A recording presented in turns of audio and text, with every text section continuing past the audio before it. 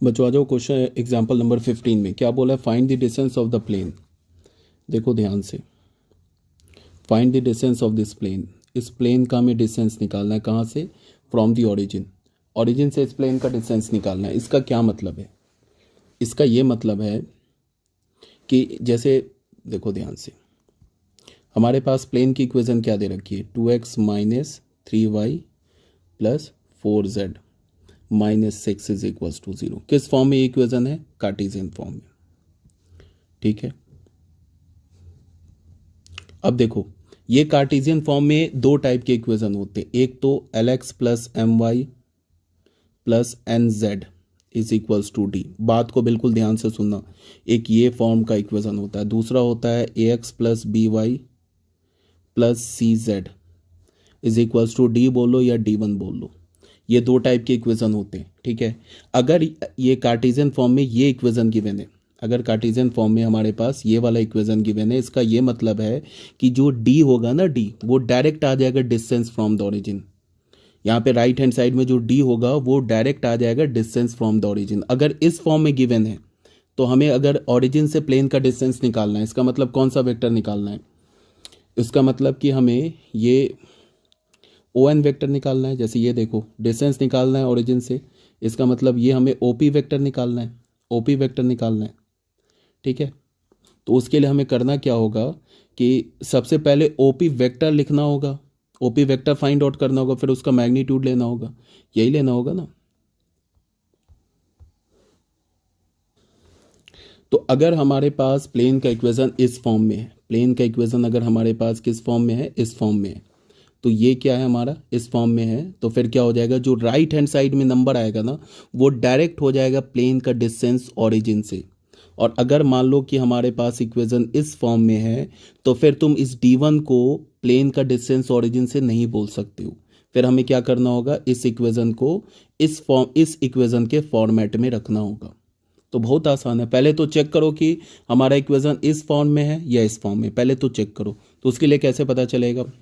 उसके लिए तुम क्या करो कि 2x minus 3y plus 4z is equals to 6। अगर ये प्लस 6 होता ना तो राइट हैंड साइड में जाता तो माइनस 6 हो जाता, बट राइट हैंड साइड को हमें पॉजिटिव रखना है तो फिर माइनस से मल्टीप्लाई कर देते। बट यहाँ पे क्या, -6 राइट हैंड साइड में गया तो खुद ही पॉजिटिव हो गया। ठीक है, अब क्या है, अब हमें चेक करना है कि ये किस फॉर्मेट का है। ये जो हमारा प्लेन का इक्वेशन है इसका क्या फॉर्म है। तो सबसे पहले कि ये जो एक्स वाई जेड का कॉफिशिएंट है वो क्या होता है? नॉर्मल वेक्टर का डायरेक्शन रेशियो। तो यहाँ पे मैं ऐसे लिखता हूँ, direction ratio of normal vector, normal normal vector, normal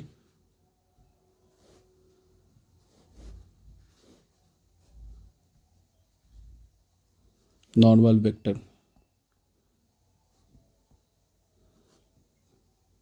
from the origin. ये क्या हमारे पास 2 -3 एंड 4। तो नॉर्मल वेक्टर का क्या हो जाएगा, हमारा नॉर्मल वेक्टर क्या हो जाएगा? नॉर्मल वेक्टर को मान लो कि हमने एन वेक्टर बोल दिया, ये क्या हो जाएगा 2i कैप। डायरेक्शन रेशियो में क्या करो, आई जे कैप लगा के ऐड कर दो, -3j cap plus 4k cap. ठीक है, अब तुम क्या करो कि एन वेक्टर का मैग्नीट्यूड निकालो। क्या हो जाएगा, 2 square plus of -3 square plus 4 square, ये क्या हो जाएगा 16 + 25 29। ये आ गया हमारे पास किसका? अब ये 1 के तो इक्वल है नहीं। इसका मतलब कि ये जो इक्वेशन दे रखा है ना, ये इक्वेशन किस फॉर्म में दे रखा है? ये जो इक्वेशन दे रखा है ये किस फॉर्म में? ये जो इक्वेशन है ये इस फॉर्म में। तो इसके राइट हैंड साइड में जो 6 है ना, इसको हम डिस्टेंस नहीं बोल सकते ओरिजिन से। कब बोलेंगे डिस्टेंस ओरिजिन से? जब इसको हम इस फॉर्म में रखेंगे। तो कैसे चेंज करोगे? इसके मैग्नीट्यूड से, ये जो नॉर्मल वेक्टर का मैग्नीट्यूड है हमारे पास जो इक्वेशन है ना, ये equation 2x minus 3y plus 4z is equals to 6, इसको डिवाइड कर दो दोनों साइड। ठीक है, एन वेक्टर के मैग्नीट्यूड से। तो यहाँ से हमें क्या मिल जाएगा, 2/√29 आई कैप प्लस -3/√29 जे कैप प्लस 4/√29 के कैप इज इक्वल्स टू 6/√29। ऐसे आ गया। अब ये जो इक्वेशन है ना, ये इक्वेशन जो देख रहे हो, ये किस फॉर्म का आ गया? ये इस फॉर्म का आ गया, LX plus MY plus NZ is equals to D। अब ये D क्या होता है? Distance of the plane from the origin, ये बता रखा है। तो क्या हो जाएगा यहाँ पे? फाइनल क्या मिल गया हमें? डिस्टेंस ऑफ द प्लेन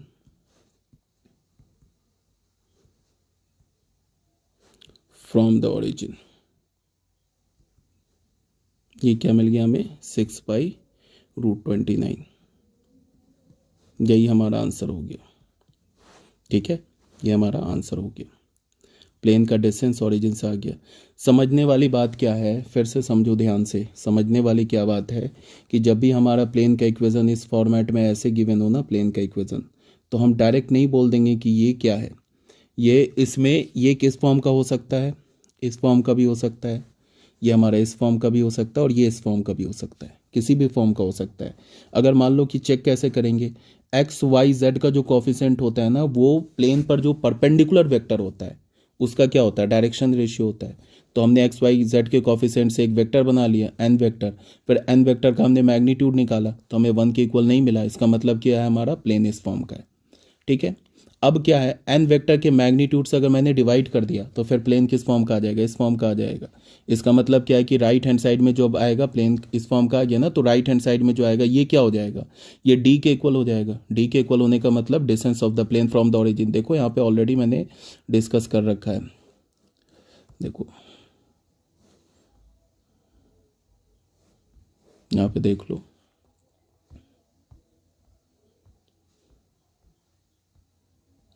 देखो ये क्या है? इस फॉर्म का वेक्टर है। तो बताया ना मैंने कि डी क्या होता है? LX plus MY। LMN क्या है? LMN हमारा क्या है? डायरेक्शन कोसाइन है। किसका?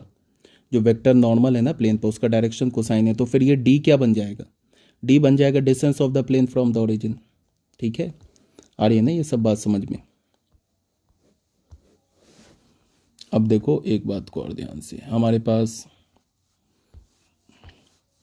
वेक्टर का ये फॉर्म दे रखा है। अब अगर मान लो कि इस vector 2x minus 3y plus 4z, काम करते हैं।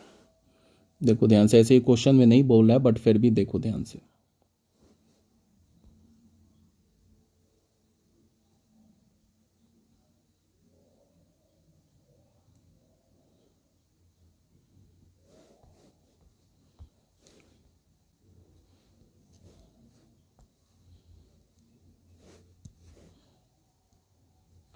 अगर ये इक्वेशन दे रखा है, ठीक है, और मैं बोलूँ कि इसको करो, कन्वर्ट करो, किस में कन्वर्ट करो?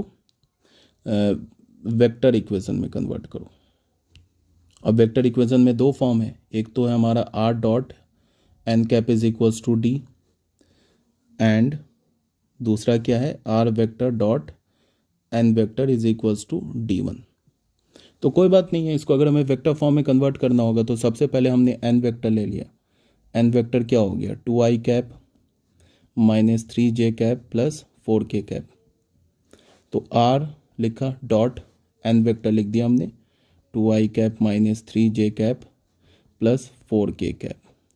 और डी क्या हो जाएगा? राइट हैंड साइड में ले जाओ, ये हमारा 6, ये हो गया इस फॉर्मेट में। किस फॉर्मेट में आ गया ये? r vector dot N vector is equals to d1, इस फॉर्मेट में आ गया ये इक्वेशन।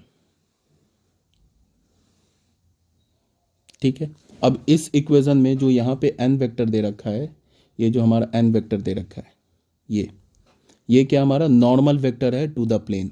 और ये 6 को हम प्लेन का डिस्टेंस ओरिजिन से नहीं बोलेंगे। और ये 2 -3 और 4 क्या होगा? नॉर्मल वेक्टर का डायरेक्शन रेशियो। अब फिर हम लोग क्या करेंगे? इस इक्वेशन को किस में कन्वर्ट करेंगे? इस फॉर्मेट में। तो कुछ नहीं है, r वेक्टर डॉट, इसको लिख लिया 2i cap minus 3j cap plus 4k cap is equals to 6। अब इस वेक्टर का मैग्नीट्यूड क्या है? √29, डिवाइड कर देंगे। r vector dot 2/√29 i cap plus -3/√29 J cap plus 4/√29 के कैप इज इक्वल्स टू 6/√29। ऐसे डिवाइड कर दिया। अब ये किस फॉर्मेट का आ गया, ये हो गया r dot N cap is equals to d, इस फॉर्मेट का आ गया। ठीक है, अब ये जो राइट हैंड साइड में लिखा है ना 6/√29, ये क्या है, ये है हमारा डिस्टेंस। ये क्या है हमारा distance of the plane from the origin, distance of the plane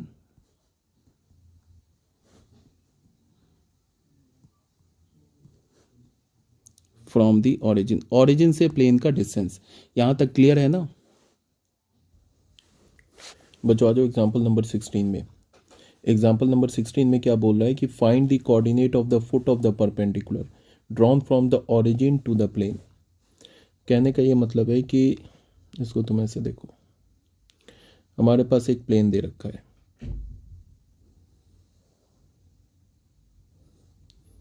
ऐसे करके एक प्लेन दे रखा है।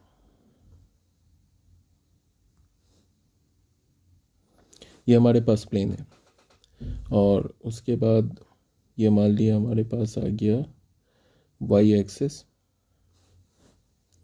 ये हो गया एक्स एक्स जेड एक्सिस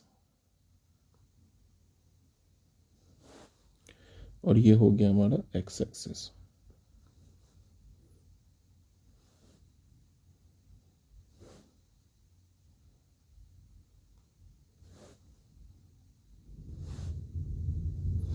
अब क्या है कि हमने ओरिजिन से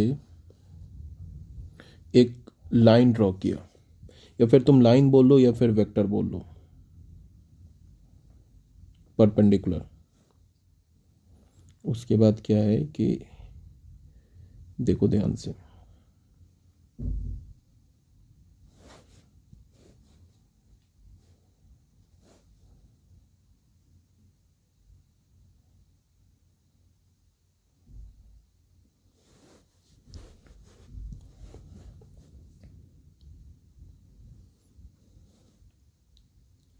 इस P पॉइंट को हमने क्या बोला, x1, y1, z1।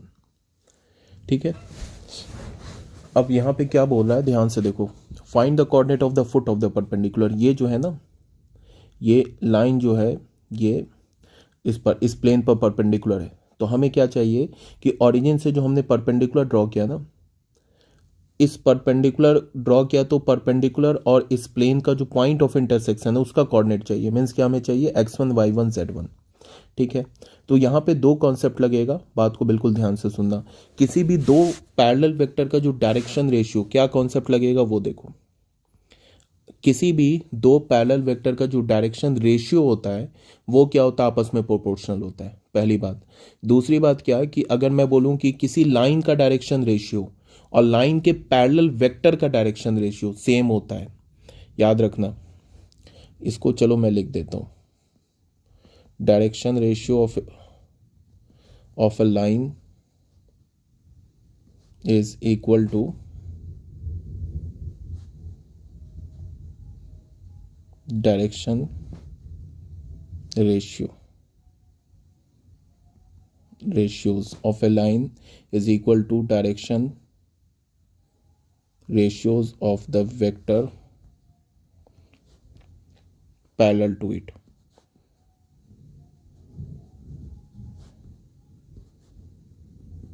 ये हो गया हमारा पॉइंट नंबर 1, याद रखना। जैसे मैं इसको, ये हो गया हमारा पॉइंट नंबर 1, काफ़ी इंपॉर्टेंट बात है। जैसे क्या बोल रहा हूँ मैं कि अगर मैंने एक स्ट्रेट लाइन ड्रॉ किया, ठीक है, ये मैंने एक लाइन बोल दिया, ये लाइन L है। इस लाइन के पैरेलल वेक्टर हमने क्या ले लिया, मान लो A वेक्टर ले लिया, ठीक है। और A वेक्टर को मान लो मैंने ऐसे लिख लिया, A1 I cap plus B1 J cap plus C1 K cap.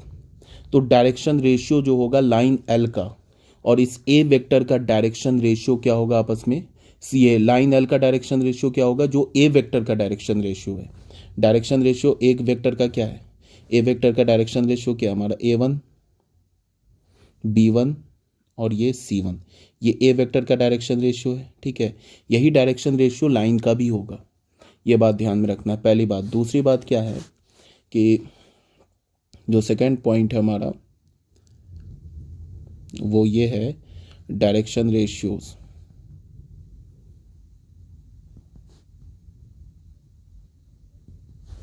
Of two parallel vectors are proportional. किसी भी दो पैरेलल वेक्टर का जो डायरेक्शन रेशियो होता है ना वो प्रोपोर्शनल होता है। जैसे कि मैंने एक वेक्टर ए ले लिया, यहाँ पे हमने एक वेक्टर ए ले लिया, अब चाहे पैरेलल वेक्टर मान लो बी वेक्टर मैंने अपोजिट डायरेक्शन में ले लिया, कोई फर्क नहीं पड़ता है, ये है तो पैरेलल वेक्टर ना। तो A vector is parallel to B vector. मान लो ए वेक्टर को हमने बोल दिया A1 i cap plus B1 j cap plus C1 k cap, तो इसका डायरेक्शन रेशियो क्या हो जाएगा A1 B1 C1। और बी वेक्टर को हमने बोल दिया मान लो B1 आई कैप प्लस A2, मान लो बोल दिया A2 आई कैप प्लस B2 जे कैप प्लस C2 के कैप, ऐसे बोल दिया। और ए वेक्टर और बी वेक्टर पैरेलल है, तो यहाँ से हमें क्या कंक्लूजन मिलेगा कि A1 upon A2 is equals to B1 upon B2 is equals to C1 upon C2। आगे बात समझ में, ये दो इंपॉर्टेंट पॉइंट है, याद रखना। फिर दूसरी बात क्या है कि डायरेक्शन कोसाइन जो होता है ना वो भी एक डायरेक्शन रेशियो ही होता है, ठीक है। डायरेक्शन कोसाइन को तुम डायरेक्शन रेशियो बोल सकते हो, बट डायरेक्शन रेशियो को तुम डायरेक्शन कोसाइन नहीं बोल सकते हो। यहाँ तक ये दो कॉन्सेप्ट आ गया समझ में। अब हमारे पास क्वेश्चन में क्या है कि हमारे पास ये प्लेन गिवन है, ठीक है। एक लाइन जो ओरिजिन से पास कर रहा है और प्लेन पे परपेंडिकुलर है, लाइन बोल लो या वेक्टर बोल लो, तो ये लाइन या वेक्टर इस प्लेन को जिस पॉइंट पे कट कर रहा है ना, इस पॉइंट का हमें कोऑर्डिनेट चाहिए। तो सबसे पहले प्लेन क्या गिवन है 2 - 3 4z। अब हम लोग सॉल्व कर रहे हैं। गिवन प्लेन क्या है हमारे पास 2x - 3y plus 4z - 6 is equals to 0, ठीक है। अब हमें ये प्लेन जो है ना ये दो फॉर्म का हो सकता है, एक तो ये plane lx plus my plus nz is equals to d, इस फॉर्म का हो सकता है, या दूसरा क्या हो सकता है ax plus by plus cz is equals to d1।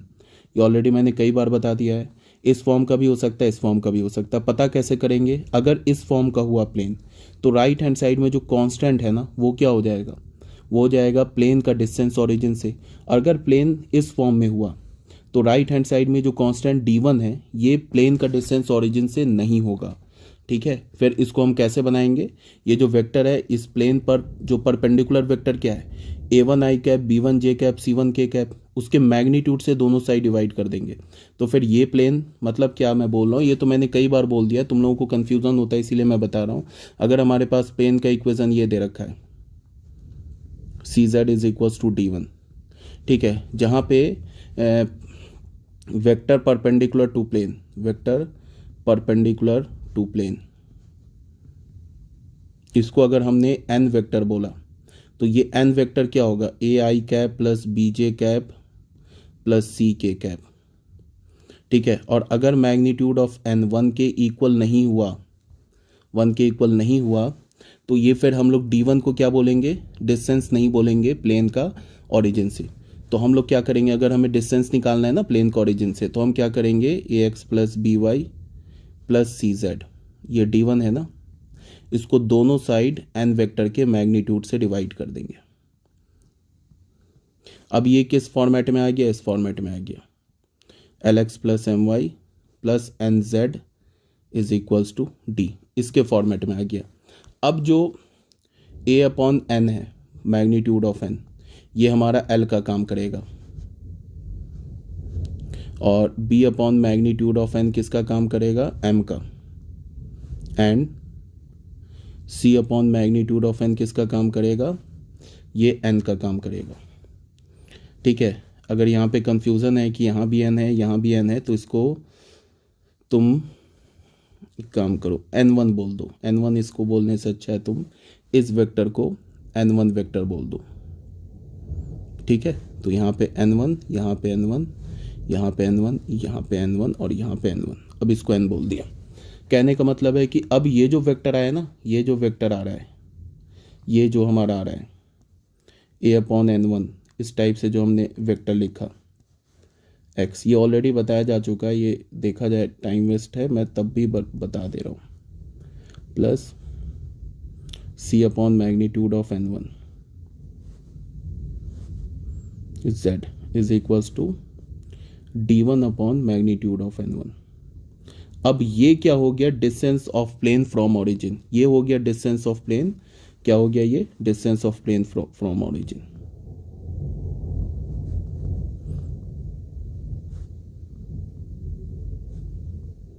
From the origin, इसको समझना है, समझ में आ रही है बात। ये ध्यान में रखना है जो बता रहा हूं ना, छोटी छोटी बात, क्वेश्चन इसी से सॉल्व होगा। तो हम लोग कहाँ थे, इसमें थे, ठीक है। ये प्लेन का इक्वेशन है हमारे पास, तो इस प्लेन के इक्वेशन को हम क्या करें,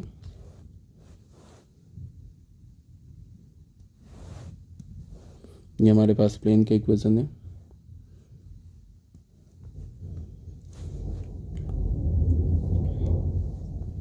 ये प्लेन का इक्वेशन है, ठीक है। अब हमें देखना है कि किस फॉर्म का है, तो उसके लिए हमने क्या किया कि इसको पहले ऐसे लिखा हमने, 2x - 3y + 4z is equals to 6, ऐसे लिख लिया, ठीक है। अब ये 2 - 3 और 4 क्या है, जो इस प्लेन पर परपेंडिकुलर वेक्टर है उसका डायरेक्शन रेशियो है। तो n क्या हो जाएगा हमारा, 2i cap -3j cap plus 4k cap, ठीक है। अब n वेक्टर का मैग्नीट्यूड क्या होगा, 2² प्लस ऑफ -3² प्लस ऑफ 4², √29। इसका मतलब ये 1 के इक्वल नहीं है, इसका मतलब ये जो प्लेन किस फॉर्मेट का है, इस फॉर्म का लिखा हुआ है, इस फॉर्म का प्लेन लिखा हुआ है, ठीक है। तो कोई बात नहीं, हम लोग क्या करते हैं कि इसको मैग्नीट्यूड ऑफ n से डिवाइड कर देते हैं, तो क्या हो जाएगा, 2/√29 x plus -3/√29 y plus 4/√29 z is equals to 6/√29। अब ये क्या हो गया, ये हो गया distance of plane, distance of plane from the origin, origin से प्लेन का डिस्टेंस, यहां तक आ गए बात समझ में। तो ये क्या हो गया, ये हमारा क्या हो गया, डायरेक्शन रेशियो, किसका डायरेक्शन रेशियो, ये जो ओपी वेक्टर है ना, ओपी वेक्टर के पैरेलल जो यूनिट वेक्टर है ना, जिसको हमने कौन सा वेक्टर बोला है, एन वेक्टर बोला है, ठीक है। ये एन वेक्टर जो बोला है, तो ये एन वेक्टर बोला है, एन कैप बोला है, तो ये एन कैप वेक्टर का डायरेक्शन कोसाइन आ गया। मतलब ये कहने का है कि हमारा जो एन कैप वेक्टर क्या हो गया, हमारा एन कैप वेक्टर क्या हो गया, एन कैप वेक्टर हो गया 2/√29 आई कैप प्लस -3/√29 जे कैप प्लस 4/√29 के कैप। ये क्या मिला, ये वेक्टर कौन सा मिला, ये जो हमारे पास वेक्टर आया ना, ये कौन सा वेक्टर मिला, ये वेक्टर, ये एन कैप मिला, इस ओपी वेक्टर के डायरेक्शन में यूनिट वेक्टर मिल गया। अच्छा, फिर दूसरी बात क्या है कि हमारा ये जो पी पॉइंट है, ये जो हमारा पी पॉइंट है, ये इस लाइन पे लाई कर रहा है, तो ओपी वेक्टर का डायरेक्शन रेशियो क्या होगा, ओपी वेक्टर का डायरेक्शन रेशियो होगा x1 y1 z1, यही होगा ना। तो ओपी वेक्टर का डायरेक्शन रेशियो और इस एन वेक्टर का डायरेक्शन रेशियो, समझ में आ रही बात, या एन वेक्टर का डायरेक्शन रेशियो बोल लो, या एन कैप वेक्टर का डायरेक्शन रेशियो बोल लो, या एन कैप वेक्टर का डायरेक्शन कोसाइन बोल लो, सेम ही है। ठीक है। तो इस एन कैप वेक्टर का डायरेक्शन रेशियो और इस ओपी वेक्टर का डायरेक्शन रेशियो आपस में प्रोपोर्शनल होगा। क्यों? इसलिए प्रोपोर्शनल होगा बिकॉज ये दोनों पैरेलल वेक्टर है, ये वाला कंसेप्ट लग जाएगा, ठीक है। और अगर मैं बोलूँ कि इसको मैंने लाइन एल बोल दिया, ठीक है, इसको मैंने इधर भी एक्सटेंड करके लाइन एल बोल दिया, तो अगर ये लाइन एल है तो इस लाइन एल का डायरेक्शन रेशियो क्या होगा? वही जो ओपी वेक्टर का डायरेक्शन रेशियो है। ये ऑलरेडी मैंने बता रखा है कि किसी भी लाइन का डायरेक्शन रेशियो क्या होता है, किसी भी लाइन का डायरेक्शन रेशियो उसके जो पैरेलल वेक्टर होता है उसका डायरेक्शन रेशियो, लाइन का डायरेक्शन रेशियो सेम होता है, ठीक है। तो हमें यहाँ पे क्या करना है, x1 y1 z1 निकालना है। तो OP vector is parallel to n cap vector. OP vector क्या हमारा एन कैप वेक्टर के पैरेलल है। ओपी वेक्टर क्या हो जाएगा, ओपी वेक्टर ये हो जाएगा simple x1 i cap plus y1 j cap plus z1 k cap. ये हमारा ओपी वेक्टर हो जाएगा। ओपी वेक्टर क्या है हमारा, पोजीशन वेक्टर है ना, ओपी वेक्टर तो पोजीशन वेक्टर है। तो ये हो गया हमारा ओपी वेक्टर। और ओपी वेक्टर क्या है हमारा, पैरेलल है एन कैप वेक्टर के। दिस इंप्लाइज दैट इसके डायरेक्शन रेशियोज क्या होंगे, आपस में प्रोपोर्शनल होंगे। तो इसको मैं ऐसे लिख सकता हूँ x1/2/√29। ये किसके इक्वल होगा, y1/-3/√29। और ये किसके इक्वल होगा, z1/4/√29। इसको हमने मान लो लैम्डा बोल दिया, ठीक है। तो यहाँ से हमें x1 की वैल्यू क्या मिल गई, x1 की वैल्यू मिल गई √29 λ/2। y1 की वैल्यू क्या मिल गई, -√29 λ/3। एंड z1 की वैल्यू क्या मिल गई, सॉरी ये कुछ मैंने यहाँ पे ना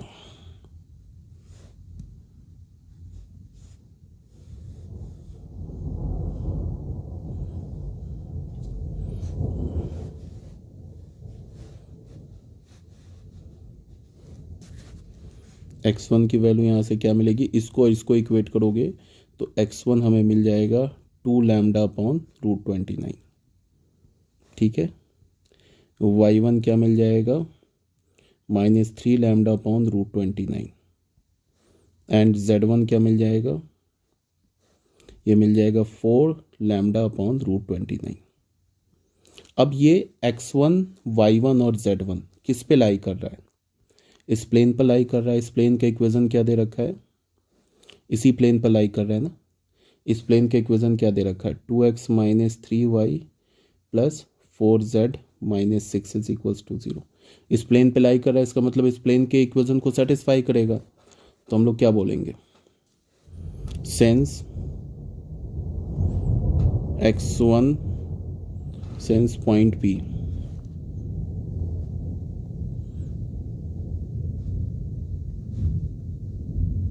lies on the plane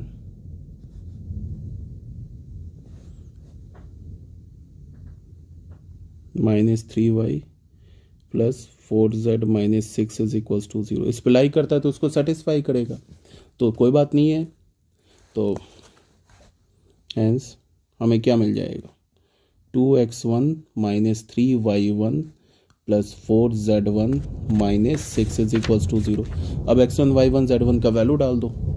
तो 2 x1 की जगह क्या डालोगे, 2 λ/√29 डाल दिया, -3 y1 की जगह क्या डालोगे, -3 λ/√29।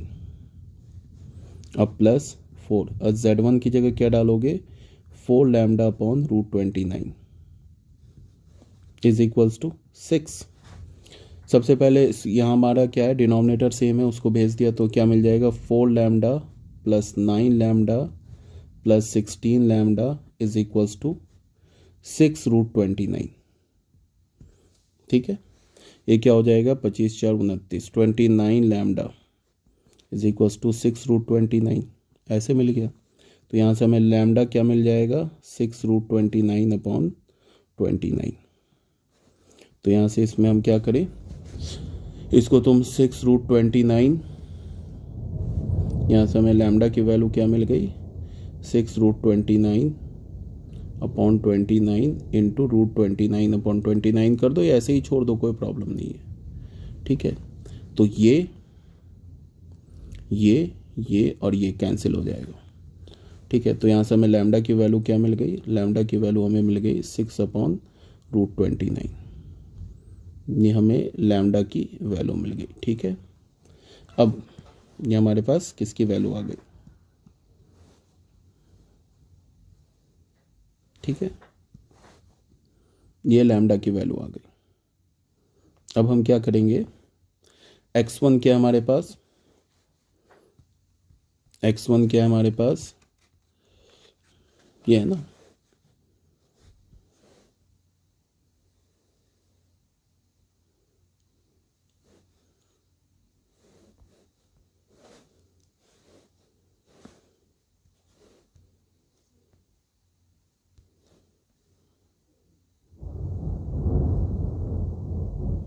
ठीक है, तो यहाँ से x1 y1 z1 के वैल्यू दे रखा है, तो बस लैम्डा का वैल्यू पुट कर दो। तो x1 क्या आ जाएगा हमारे पास, 2/√29 इंटू 6/√29, तो क्या हो गया 12/√29। ठीक है, y1 क्या है -3/√29, और लैम्डा का वैल्यू क्या आप करेंगे इंटू 6/√29, क्या हो जाएगा -18/√29, और z1 क्या हो जाएगा 4 λ/√29, तो 4/√29, लैम्डा की जगह क्या डालेंगे 6/√29, 24/29। तो पी पॉइंट का कोऑर्डिनेट हमें क्या मिला है, पी पॉइंट का कोऑर्डिनेट x1, y1, z1। तो ये क्या हो जाएगा, x1 का वैल्यू क्या मिला 2/√29, y1 क्या मिला -18/√29, और z1 क्या मिला 24/√29। ठीक है, यहाँ पे बच्चों जो समझने वाली बात है वो क्या है, मैं फिर से एक बार बोल दे रहा हूँ। सबसे पहली बात क्या है कि अगर मैंने एक लाइन लिया, ठीक है, इस लाइन के किसी भी डायरेक्शन में, चाहे इस डायरेक्शन में एक वेक्टर ए ले लिया, ठीक है, या इस डायरेक्शन में वेक्टर बी ले लिया, ठीक है, और इसको हमने लाइन एल बोल दिया, तो इस लाइन एल का डायरेक्शन रेशियो और ये वेक्टर ए और वेक्टर बी का डायरेक्शन रेशियो क्या होगा, तुम लाइन एल के डायरेक्शन रेशियो को क्या बोल सकते हो, वेक्टर ए का डायरेक्शन रेशियो। अगर वेक्टर ए हमने लिख लिया a1i cap plus b1j cap plus c1k cap, और वेक्टर बी हमने ले लिया a2i cap plus b2j cap plus c2k cap. तो लाइन एल के डायरेक्शन रेशियो को तुम क्या बोल सकते हो, a1 b1 c1 भी बोल सकते हो, और a2 b2 c2 भी बोल सकते हो। और वेक्टर ए और वेक्टर बी आपस में पैरेलल है, बिकॉज दोनों क्या है, इस सेम लाइन एल के पैरेलल है, तो ए और बी वेक्टर भी पैरेलल है। तो फिर इन दोनों वेक्टर का जो डायरेक्शन रेशियो होगा ना वो प्रोपोर्शनल होगा। Means a1/b1, sorry, a1/a2 is equals to b1/b2 is equals to c1/c2। एक आ गई ये बात समझ में, ठीक है। और यहाँ पे ये हो गया हमारा, क्लियर है यहाँ तक। अब बच्चों एक नोट और बता दे रहा हूँ, उसको भी देख लो, ध्यान से सुन लो। एक नोट और लिख दे रहा हूँ, इसमें क्या बोल रहा है देखो ध्यान से। If d is the distance,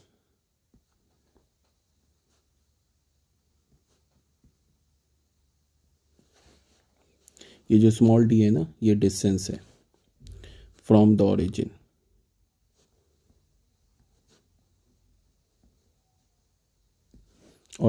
and l, m, n are the direction cosines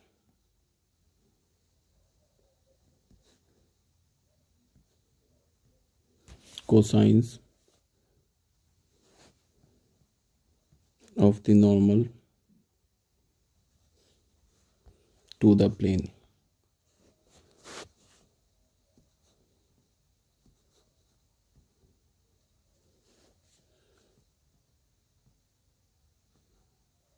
through the origin।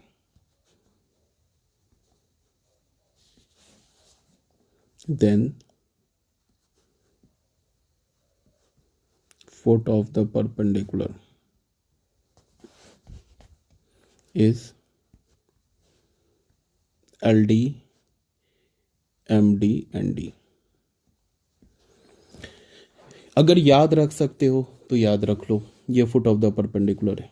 याद रख सकते हो तो याद रख लो, नहीं याद रख सकते हो तो छोड़ दो, कोई बात नहीं है, ये लॉजिकली निकल जाएगा। देखो क्या बोल रहा है, सबसे पहले बोल रहा है कि हमारे पास अगर जो ये D है, ये क्या बोल रहा है, is the distance from the origin, और LMN क्या हमारा, ये LMN are the direction cosine of the normal to the plane through the origin.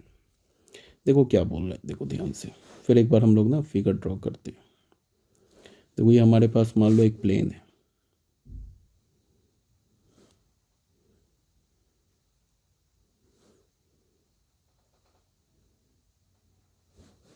ये हमारे पास क्या है, एक प्लेन है।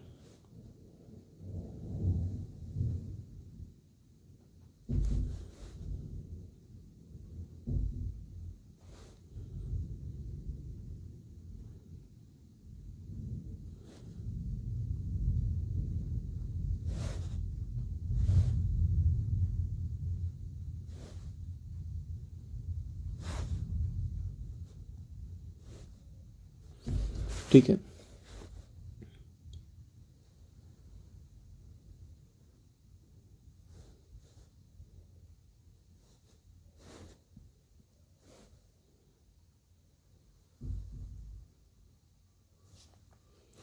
सॉरी,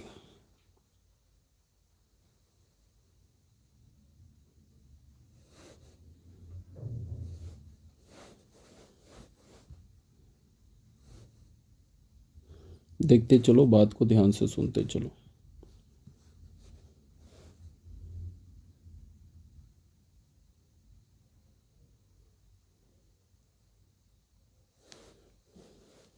इसको हमने बोला पॉइंट P, इसके कोऑर्डिनेट को बोला x1, y1, z1, और ये जो OP वेक्टर है ना, इसको हमने क्या बोला, इसको हमने D बोला, डिस्टेंस। डिस्टेंस OP वेक्टर के मैग्नीट्यूड को हमने क्या बोला, D डिस्टेंस बोला। OP वेक्टर के मैग्नीट्यूड को हमने क्या बोला, D, और OP वेक्टर के डायरेक्शन में जो यूनिट वेक्टर है उसको n कैप बोला। तो हमारा OP वेक्टर क्या हो जाएगा, D n कैप। ठीक है, अब इस ये जो n कैप वेक्टर है ना, इस n कैप वेक्टर का डायरेक्शन कोसाइन क्या है, मतलब n कैप वेक्टर को तुम क्या लिख सकते हो, LX plus M LI cap plus MJ cap plus NK cap. ठीक है, तो ये LMN क्या है, ये LMN जो है ये OP वेक्टर के डायरेक्शन में जो यूनिट वेक्टर है उसका डायरेक्शन कोसाइन है। यहाँ तक आगे बात समझ में। अब ये क्या बोल रहा है कि if D is the distance from the origin, D distance origin से किसका, प्लेन का, if D is the distance from the origin and LMN are the direction cosine of the normal to the plane through the origin. ये जो normal है ना, ये normal, इस normal का जो डायरेक्शन कोसाइन क्या होगा, जो n कैप वेक्टर का डायरेक्शन कोसाइन होगा, क्योंकि दोनों पैरेलल वेक्टर है। तो LMN क्या हो जाएगा, ये L, ये M और ये N क्या हो जाएगा, direction cosine of this normal OP। ठीक है, OP जो OP वेक्टर क्या हमारा, जो ओरिजिन से पास कर रहा है। तो बोल रहा है कि जो foot of the perpendicular P है ना, x1, y1, z1, इसका वैल्यू क्या बोल रहा है, LD, MD एंड D। कैसे बोल रहा है वो तुम देख लो। Direction cosine of OP vector, या OP वेक्टर क्या हो जाएगा हमारा, OP वेक्टर क्या हो जाएगा, ये हो जाएगा ना XI cap plus MJ cap plus NK cap, ये OP वेक्टर हो गया। ठीक है, तो X क्या मैं लिख रहा हूँ, सॉरी यार, x1 I cap plus y1 J cap plus z1 K cap, ये OP वेक्टर हो गया। ठीक है, अब OP vector n cap vector के क्या है, पैरेलल है, पैरेलल है ना, तो इसका मतलब OP वेक्टर का डायरेक्शन रेशियो और n कैप वेक्टर का डायरेक्शन रेशियो आपस में प्रोपोर्शनल होगा। n कैप वेक्टर का एलिमेंट तो डायरेक्शन कोसाइन भी है, हम इसको डायरेक्शन रेशियो भी बोल सकते हैं, कोई प्रॉब्लम नहीं है, तो पैरेलल होगा। तो यहाँ से क्या होगा, OP वेक्टर जो है हमारा पैरेलल है एन कैप वेक्टर के साथ, तो क्या लिख सकते हैं x1 upon l is equals to y1 upon m is equals to z1 upon n। इसको मान लो हमने लैम्डा मान लिया, तो x1 का वैल्यू क्या हो गया l लैम्डा, y1 का वैल्यू क्या हो गया m लैम्डा एंड z1 का वैल्यू क्या हो गया n लैम्डा। ठीक है, और x1 y1 z1 क्या कर रहा है, मान लो कि x1 y1 z1 जो है किस प्लेन पर लाई कर रहा है, इस प्लेन पर लाई कर रहा है, तो इस प्लेन की इक्वेशन को सेटिस्फाई भी करेगा ना। और हमने इस प्लेन के इक्वेशन को क्या बोल दिया, lx plus my plus nz is equals to d बोल दिया। तो इस प्लेन की इक्वेशन को भी सेटिस्फाई करेगा, तो क्या होगा lx1 plus my1 plus nz1 किसके इक्वल हो जाएगा d के। तो यहाँ से हम क्या बोलेंगे l x1 की जगह क्या डालेंगे l lambda plus m, y1 की जगह क्या डालेंगे m lambda plus n, z1 की जगह क्या डालेंगे n lambda is equals to d आ जाएगा। तो यहाँ से हमें क्या मिलेगा lambda l square plus lambda m square plus lambda n square is equals to d. तो यहाँ से अगर हमने लैम्डा कॉमन ले लिया तो क्या मिलेगा l square plus m square plus n square is equals to d. और हमें पता है कि ये तो डायरेक्शन कोसाइन है, इसका स्क्वायर का सम क्या होगा 1, तो यहाँ से हमें लैम्डा की वैल्यू क्या मिल गई डी। तो x1 का क्या है हमारा एल लैम्डा, तो यहाँ से क्या मिल गया x1 हमें मिल गया, लैम्डा को डी डालेंगे तो x1 क्या मिल जाएगा एल डी।